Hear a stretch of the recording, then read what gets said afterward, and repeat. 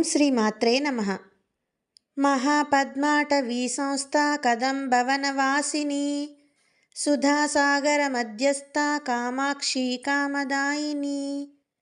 మహాపద్మాటవీ సంస్థ అనగా 1000 రేకులు కలిగిన సహస్రార పద్మమున ఉండునది అని అర్థము. కదంబ వనవాసిని అనగా కడిమి చెట్ల వనమునందు నివసించున్నది అని భావము. సుధాసాగర మధ్యస్థ అనగా అమృత సాగరమున ఉండునది అని భావము. కామాక్షి అనగా అమ్మవారి ఒక రూపమునకు కామాక్షి అని పేరు.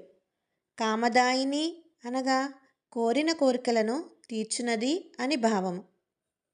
మహాపద్మాటవీ సంస్థ కదంబవనవాసిని సుధాసాగర మధ్యస్థ కామాక్షి కామదాయిని.